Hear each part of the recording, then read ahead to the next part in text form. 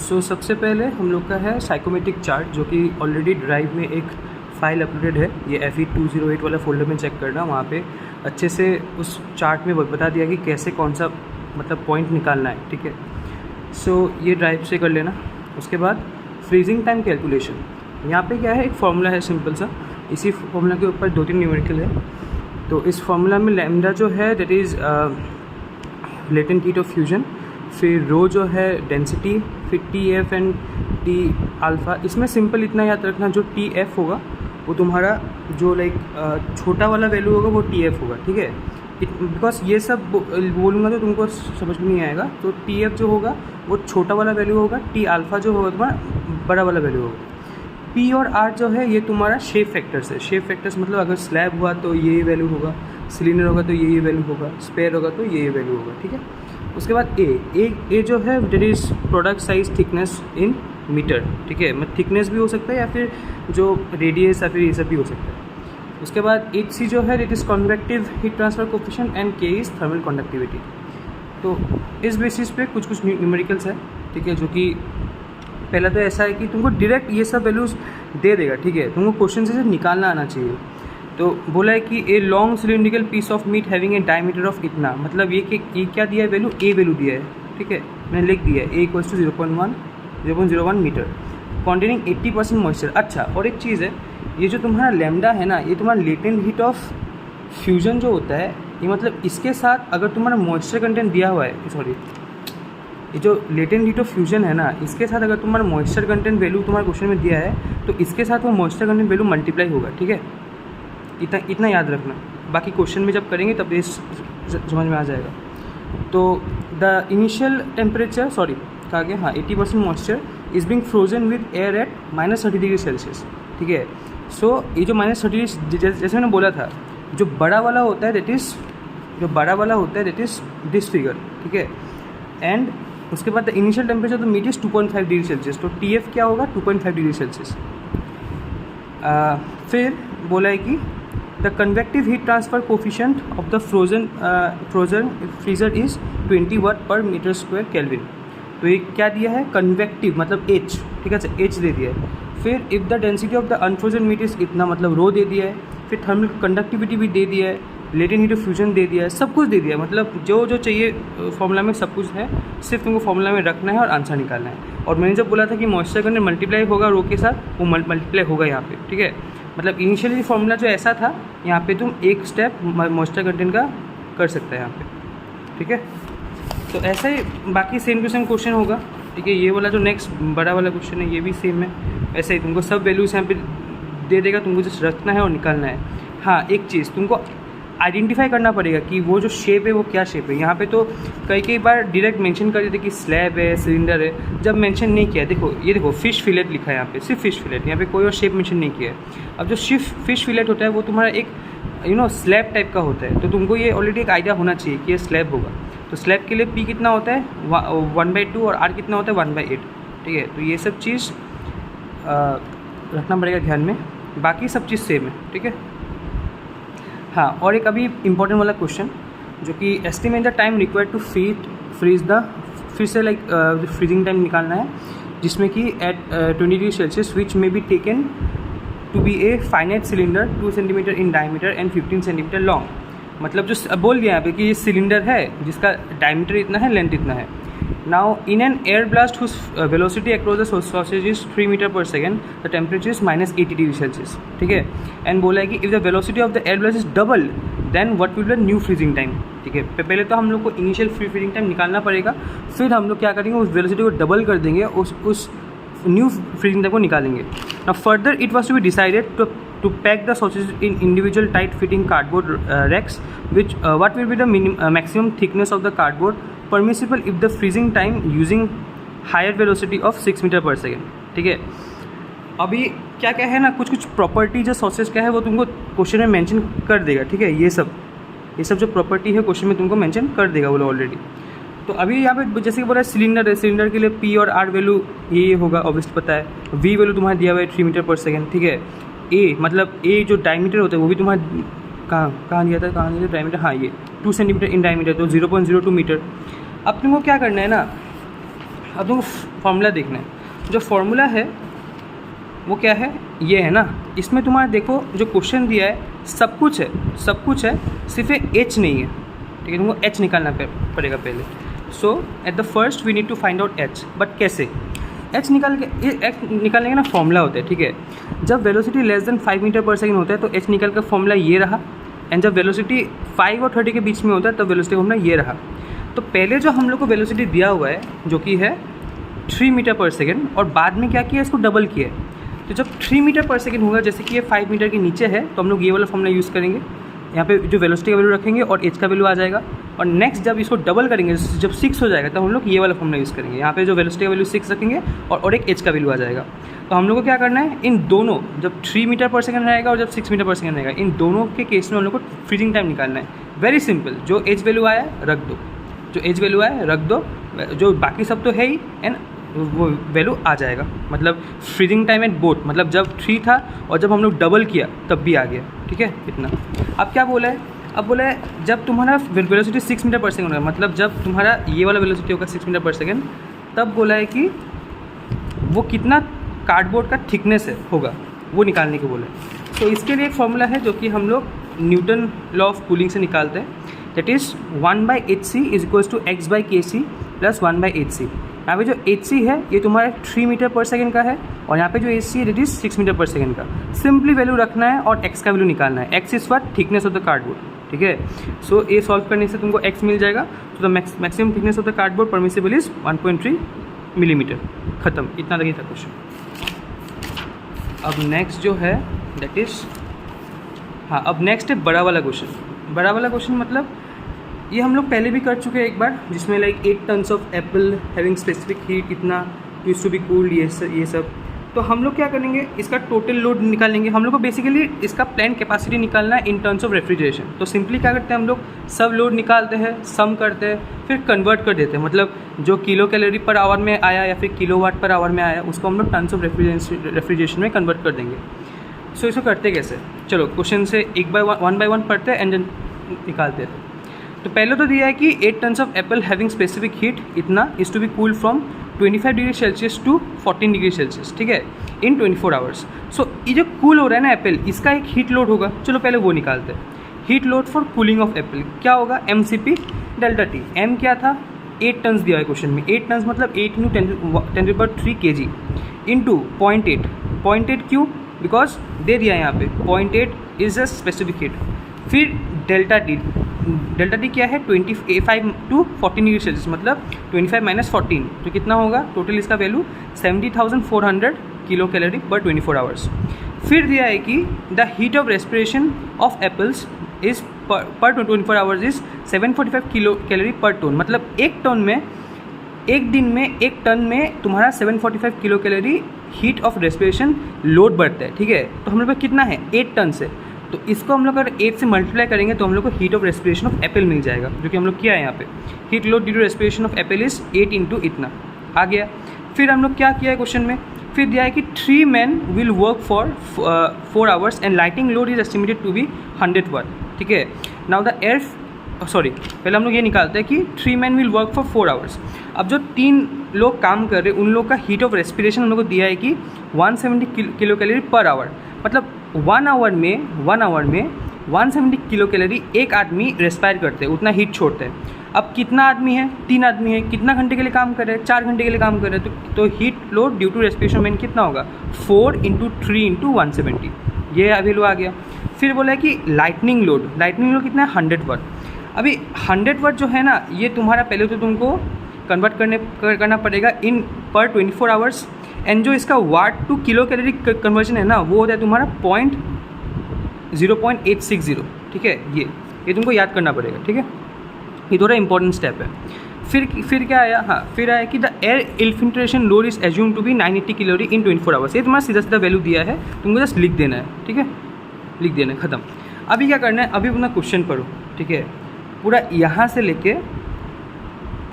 लेके यहाँ तक, ठीक है। ये तुम्हारा पूरा एक हीट लोड के बारे में निकालना पड़ेगा। क्या बोला है, the cold surface area has total wall surface area of 72 metre square. Wall कितना होता है, 4 तरफ होता है ना, तो चारों वाल का जो सरफेस एरिया है दैट इज 72 मीटर पर square. Which is constructed of brick, मतलब जो तुम्हारा वाल है वो ब्रिक से बना हुआ है, and A cement motor, obviously brick के बाद सीमेंट होता है। तो वाल का जो थिकनेस है, मतलब ब्रिक का जो थिकनेस है, that is 40 centimetre. Then there is 10 centimetre thick insulation on the inside of the 4 walls, मतलब वाल तो है ही, वाल के आउटसाइड क्या है, सीमेंट लेयर, वाल के इनसाइड क्या है, इंसुलेशन। सो इंसुलेशन का बोला है कि इंसुलेशन का थिकनेस 10 सेंटीमीटर है। फिर द सीमेंट प्लास्टर, जो सीमेंट मारा है उसका जो थिकनेस है 1 सेंटीमीटर है। और इन तीनों का जो सीमेंट है, जो वाल है एंड जो इंसुलेशन है, तीनों का थर्मल जो कंडक्टिविटी वैल्यू है, जो के वैल्यू है, दिया हुआ है। और बोला है कि the heat transfer through the ceiling is 5 to 6 months। ये तुम्हारा आता है बाद में, ठीक है, ये हीट ट्रांसफर ये छोड़ देना। अभी पढ़ोगी the outside temperature is 30 degree Celsius and inside temperature is 5 degree Celsius, मतलब जो वाल है, वाल के बाहर है तुम्हारा 30, अंदर है 5, ठीक है। अब तुमको इसके थ्रू हीट मतलब कितना लोड बढ़ता है वाल के थ्रू वो देखना है। वो देखने का वेरी सिंपल तरीका है, that is U A delta T. You जो है वो हम लोग को निकालना पड़ेगा। एरिया हम लोग को ऑलरेडी मेंशन किया है, दैट इज़ 72 मीटर स्क्वायर। फिर डेल्टा टी क्या होगा, दिस जो 30 बाहर था, अंदर 5 था, इन लोग का जो डिफरेंस है वो दैट इज़ 25, ठीक है। तो अब तुमको यू निकालना है। यू कैसे निकालते हैं, यू निकालने का फॉर्मूला होता है, ठीक है, जितना रेजिस्टेंस है उन सब का लाइक ऐड करना पड़ेगा तुमको। जैसे कि 1/u = बी मतलब ब्रिक्स, आई मतलब इंसुलेशन, सी मतलब सीमेंट। तो u का जो वैल्यू होता है that is u = k/x। So k/x गया ऊपर, सो xb/kb, xi/ki, xc/kc सब वैल्यूज़ है, सब रख देना। बट एक चीज़ ध्यान रखना है, ये जो x का वैल्यू तुम रखेगा ना, ये तुम्हारा सेंटीमीटर में नहीं, मीटर में रखना है यहाँ पे। फिर तुम्हारा कैलकुलेट करके तुम्हारा u का वैल्यू आएगा 0.196। फिर 196 को तुम यहाँ रखना, फिर तुम्हारा जो हीट लोड विया द वॉल्स ये आ जाएगा, ठीक है। उसके बाद तुम्हारा एक जो मैंने बोला छोड़ देना कि ये जो the heat transfer to the ceiling, ये सीलिंग जो है सीधा दिया हुआ है, तो ये भी लिख लेना, ठीक है। टोटल 7 तरीके का हीट लोड आया। अभी क्या करना, टोटल हीट निकालना, सबको ऐड कर देना, कितना आएगा 95,172 किलो कैलोरी पर 24 आवर। अब इसको क्या करना, इसको आवर में कन्वर्ट करना है। क्यों कन्वर्ट करना है, इसके पीछे एक कारण है, ठीक है। क्योंकि जो अभी हम लोग क्या निकालना है, क्या plant capacity needed in tons of refrigeration, tons of refrigeration में कन्वर्ट करना है ना। तो किलो कैलोरी पर 24 किलो कैलोरी पर आवर का जो कन्वर्शन है TR हम लोग को पता है, इसलिए हम लोग इसको 24 आवर से आवर में कन्वर्ट कर रहे हैं। 3000 kilo calorie per hour gives 1 TR, ठीक है। तो एक कैलोरी देगा कितना 1/3000, और इतना किलो कैलोरी एक घंटा में कितना देगा, इतना डिवाइडेड बाय 3000, मतलब 1.3 टन्स ऑफ रेफ्रिजरेशन, ठीक है। अगर तुम्हारा जो किलो कैलोरी का वैल्यू तुम्हारा किलो वाट में आता, जैसे कि यहाँ पे आया है, जैसे कि मान लो ये वाला वैल्यू, ठीक है, अगर तुम्हारा किलो वाट में हो, ठीक है, तब तुम्हारा जो कन्वर्जन फैक्टर होगा वो ऐसे होगा, ठीक है, 3.489 किलोवाट = 1 TR, ठीक है। सो ये हो गया। फिर आता है COP मतलब derive an expression for COP of VARS, vapour absorption refrigeration system. तो COP का जो नॉर्मल तुम्हारा फॉर्मूला लेता है that is heat absorb in evaporator divided by heat supplied in generator plus work done by pump. So mostly work done by pump हम लोग neglect ही करते हैं, तो इसलिए QV/QG। सो तुम्हारा COP का फॉर्मूला है, इसको हम लोग बाद में यूज़ भी करते हैं शायद से, ठीक है। छोड़ो, अभी के लिए देखो, basically we know that heat added equals to heat rejected in a refrigeration system. Heat added equals to heat rejected. So heat added कितना हुआ, जो इवापोरेटर में गया और जो जनरेटर उसमें गया, फिर जो रिजेक्ट हुआ वो कंडेंसर में हुआ, ठीक है। सो QV + QG = QC। अभी क्या करना है, सबको डिवाइड करना विथ T, ठीक है। तो टेम्परेचर से डिवाइड करना है, और टेम्परेचर क्या होगा, जो तुम्हारा ऊपर है उसका ही होगा, ठीक है। अगर इवापोरेटर तो इवापोरेटर का, जनरेटर होगा जनरेटर का, कंडेंसर का होगा कंडेंसर का होगा। तो ये किया। फिर इस QC जो है, QC हम लोग इक्वेशन 1 यूज़ करेंगे यहाँ पे, ठीक है। यहाँ पे हम लोग यूजिंग इक्वेशन 1, ठीक है। QC का वैल्यू हम लोग रख देंगे QE + QG। QC = QE + QG/TC। अभी इसको डिवाइड कर देंगे QE/TC एंड QG/TC, ये आ गया। अब क्या करेंगे ना, QE को एक तरफ लेके जाएंगे, सारा जो QE है QE ये QE को इस तरफ लेके आएंगे, और QG को एक तरफ रखेंगे, मतलब इस QG को इस तरफ लेके आएंगे। फिर QE को कॉमन ले लिया, QG को कॉमन ले लिया, फिर जो बचा, ठीक है, तो जो बचा उसको LCM लिया, LCM लेने के बाद TC कटा। फिर क्या किया, QA एंड QG का रेशियो एक तरफ लिया, बिकॉज यही तो है COP, यही तो है तुम्हारा COP। तो हम लोग को बेसिकली तुम्हारा क्या QE एंड QG जो चाहिए। सो इसको एक तरफ लिया, फिर equals to TE/TG, TG minus TE, ये जो मतलब जो बचा रहेगा वहाँ पे लिख देना, this is equals to COP, this is the expression of COP। ऐसे निकालते हैं। अभी यही फॉर्मूला यूज़ करना है, ठीक है। तुमको क्वेश्चन में सब दे देगा, तुमको क्वेश्चन में TE दे देगा, TG दे देगा, TC दे देगा, तुमको COP निकालना है, ठीक है। अब जो पहला क्वेश्चन देखो, in VARS heating, cooling and refrigeration takes place at temperature 100 degree Celsius, 200 degree Celsius and -5 degree Celsius respectively. Find the COP max. देखो, जो हीटिंग होता है वो तुम्हारा जो जनरेटर में होता है, जो कूलिंग होता है वो तुम्हारा कंडेंसर में होता है, और जो रेफ्रिजरेशन होता है उसमें इवापोरेशन होता है, ठीक है। तो यहाँ पे तुम अच्छे से लिख देना ये तुम्हारा। और अच्छा, और एक चीज़, ये जो तुम्हारा कूलिंग होता है ना, इसको हम लोग कई बार जो एटमोसफेयर भी बोलते हैं, ठीक है, एटमोसफेयर भी बोलते हैं। सो एटमोसफेयर कूलिंग सेम चीज़ है। अगर एटमोसफेयर लिखा है तो उसको भी TC में लेना, ठीक है। और रेफ्रिजरेशन जो है वो E होता है। फिर ये सब वैल्यू मिल गया, इसको केल्विन में कन्वर्ट करना मत भूलना, सब केल्विन में करना, फिर यहाँ पे मतलब यहाँ पे पुट करना। सो रख दिया और इजीली मिल जाएगा COP मैक्स। सिमिलरली नेक्स्ट एक क्वेश्चन है जिसमें काइंड ऑफ हम लोग को बोला है कि सेम क्वेश्चन है, मतलब सिमिलर क्वेश्चन है कि in a VARS the heat is supplied to ammonia generator by condensing steam at 2 bar and 90% dry. The TE दिया है सिंपल और बोला है कि COP मैक्स निकालने के लिए। अब COP मैक्स निकालने का हम लोग को देखो यहाँ पे एटमोसफेयर दिया है, तो TC दिया है मतलब, और TG दिया है, ठीक है।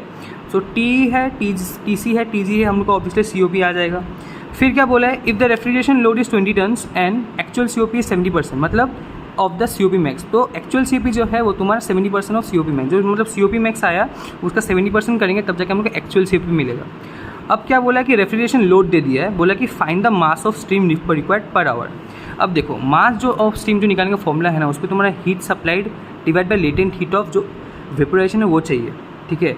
अब जो लेटेंट हीट ऑफ वेपोराइजेशन है ना, ये तुम्हारा कहाँ से आता है, ये तुम्हारा आइदर क्वेश्चन में दे देगा इज ए गिवन, और तुम्हारा जो स्टीम टेबल दे देगा वहाँ से तुमको निकालना पड़ेगा। बाकी दूसरा जो हीट सप्लाइड है वो हम लोग निकाल सकते हैं। हीट सप्लाई निकालने का सिंपल तरीका ये है, refrigeration effect by actual COP। Refrigeration effect जो है दैट इज़ ऑलरेडी दिया है इन टन्स, ठीक है, 20, तो 20 लिखा। और इस टन को हम लोग किलो जूल में कन्वर्ट करने का तरीका होता है, that is 1 TR equals to 232.6 kilo joule, ठीक है। उस तरह हम लोग कन्वर्ट किया है यहाँ पे। फिर जो नीचे 1.224 है उसको जो एक्चुअल COP निकला हम लोग का वहाँ पे रख दिया। फिर हमको हीट सप्लाइड मिल गया, लेटेंट हीट जो है वो भी था हम लोग के पास, तो हम लोग को मास ऑफ स्टीम निकल गया, सिंपल, ठीक है।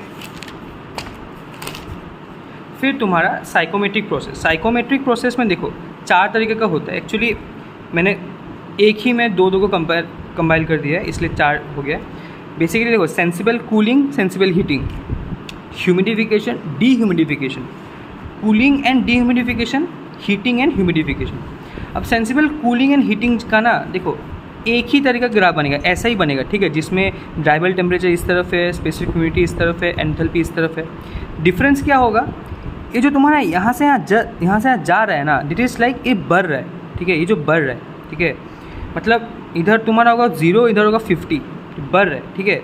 तो जब हीटिंग होगा तब कुछ डिफरेंस नहीं होगा, सिर्फ ये जो लाइन है ना इसमें तुम ऐसा एरो बनाना, मतलब राइट वर्ड्स एरो बनाना।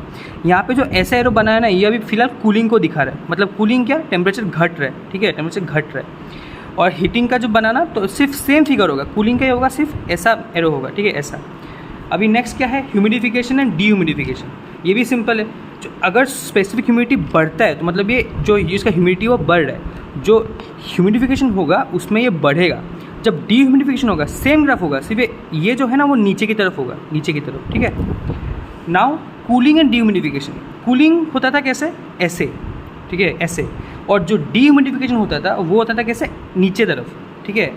सो वही हो रहा है यहाँ पे देखो, एक तो ऐसे जा रहा है, ऐसे जा रहा है, और ये नीचे आ रहा है, मतलब एक तो इसका जो टेम्परेचर है वो घट रहा है, बोथ ऐसे और ऐसे, और जो डीह्यूमिडिफाई हो रहा है ये ऐसे घट रहा है, तो ऐसा कुछ ग्राफ बनेगा, ठीक है। अब जब हीटिंग एंड जो ह्यूमिडिफिकेशन हो रहा है, अब देखो जब ह्यूमिडिफिकेशन होता है तब क्या होता है, बढ़ता है, और जब हीटिंग क्या होता है, हीटिंग होने से इस तरफ जाता है, वही हो रहा है यहाँ पे, हीटिंग होने से इस तरफ जा रहा है, और जब ये ह्यूमिडिफाई हो रहा है तो ये बढ़ रहा है, सिंपल ऐसा ही ग्राफ होगा, ठीक है। ये याद कर लेना, ठीक है, ये याद कर लेना, ये तुम्हारा हीटिंग कूलिंग दोनों का हो जाएगा। फिर ये जो है ये तुम्हारा ह्यूमिडिफिकेशन और ह्यूमिडिफिकेशन का हो गया, फिर ये कूलिंग एंड डीह्यूमिडिफिकेशन और ये हीटिंग एंड ह्यूमिडिफिकेशन, ठीक है, सिंपल। नेक्स्ट क्या है, नेक्स्ट तुम्हारा कुछ कुछ फॉर्मूला डिराइव करना है। पहले तो स्पेसिफिक ह्यूमिडिटी का जो फॉर्मूला है वो कैसे डिराइव होता है वो देखना पड़ेगा। देखो स्पेसिफिक ह्यूमिडिटी जो है ना W, और स्पेसिफिक ह्यूमिडिटी को हम लोग एब्सोल्यूट ह्यूमिडिटी भी बोलते हैं या फिर ह्यूमिडिटी रेशियो भी बोलते हैं, ठीक है। इसका जो फॉर्मूला है that is W equals to mv/ma। mv क्या है, mass of vapour divide by ma, mass of dry air. अब क्या करना है तुमको, जो गैस इक्वेशन है वो PV इक्वल्स टू mRT, यहाँ पे nRT नहीं, हाँ mRT, ये क्यों लिखा है मेरे को भी नहीं पता बट m लिखा है। अब m क्या हो जाएगा, PV/RT। अब m फॉर जो वेपर है डेट इज क्या हो जाएगा, अगर वेपर ले रहे तो प्रेशर ऑफ वेपर, और जो नीचे क्या होगा, रेट कॉन्स्टेंट ऑफ वेपर। फिर जो एयर का लेंगे तब pressure of air divide by rate constant of air, बाकी V और T अनचेंज रहेगा। अब इसको क्या करना है, मास ऑफ वेपर और मास ऑफ एयर को हम लोग इस इक्वेशन में रख देंगे, ठीक है, ये वाला पहला वाला इक्वेशन यहाँ पे रख देंगे। फिर क्या निकल गया हम लोग का VT गया, हम लोग का जो फाइनल इक्वेशन बचा उसमें हम लोग को ये जो रेट कॉन्स्टेंट का वैल्यू ऑलरेडी हम लोग को पता है, हम लोग रख दिया, हम लोग को ये वाला इक्वेशन मिल गया, ठीक है। और एक चीज़, ये जो PA होता है ना, जो PA होता है डेट इज़, देखो P क्या होता है, P होता है तुम्हारा PA प्लस PV, तो PA क्या हो जाएगा, P माइनस PV, सो वही लिखा है यहाँ पे, ठीक है। तो अब क्या करना है, हाँ ये तुम्हारा, और यहाँ पे जो 0.622 है ना, ये तुम्हारा है ratio of air to water, ठीक है। ये तुम्हारा चेंज भी हो सकता है, ठीक है, अगर क्वेश्चन में मेंशन नहीं किया तो यही यूज़ करना है, मेंशन कर दिया तो जो मेंशन नहीं किया वो यूज़ करना है, ठीक है। अब तुमको ये मिल गया तुम्हारा स्पेसिफिक ह्यूमिडिटी। अब तुमको सैचुरेशन जो ह्यूमिडिटी है वो क्या होता है, सिंपल होगा, सेम इक्वेशन होगा, जस्ट V के जगह पे तुम्हारा S आ जाएगा, ठीक है। पहले क्या था, स्पेसिफिक ह्यूमिडिटी था इसलिए V आ रहा था, इस बार सैचुरेशन ह्यूमिडिटी इसलिए S आ रहा है, सिंपल। अब नेक्स्ट क्या है, percentage humidity. Percentage humidity simple, जो तुम्हारा W आया था और जो हमारा WS जो है उन दोनों का रेशियो, ठीक है, इंटू 100 होगा because is percent, so ratio. फिर रेशियो यहाँ पर रखना, 0.6, 0.62, 0.62 गया। फिर जो बचा उसमें से ये जो PV/PS है और जो 100 वाला टर्म है, ये दो टर्म मिला के तुम्हारा बनता है फाई, और जो बचा गया वहाँ पे रख देना। फाई क्या होता है, फाई इज़ रिलेटिव ह्यूमिडिटी, ठीक है। जो PV क्या है, पार्शियल प्रेशर ऑफ वेपर, और PS क्या है, partial pressure of saturated air, ठीक है। सो ये जो परसेंटेज ह्यूमिडिटी का फॉर्मूला आ गया that is phi into P minus PS/P minus PV। अब तुम्हारा क्वेश्चन जो होगा वो बहुत सिंपल है।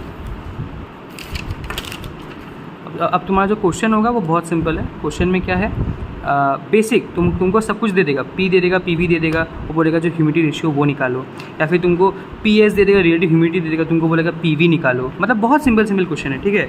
फिर तुमको बोल देगा कि जो लाइक तुमको बोल देगा स्पेसिफिक ह्यूमिडिटी निकालो। अब स्पेसिफिक ह्यूमिडिटी के लिए तुमको PV चाहिए जो कि क्वेश्चन में नहीं रहेगा, तो तुमको PV जो निकालना है that is from relative humidity जो कि क्वेश्चन में दिया है, ऐसे तुमको बना के निकालना है। This is very easy question, ठीक है। तो इतना ही था बस।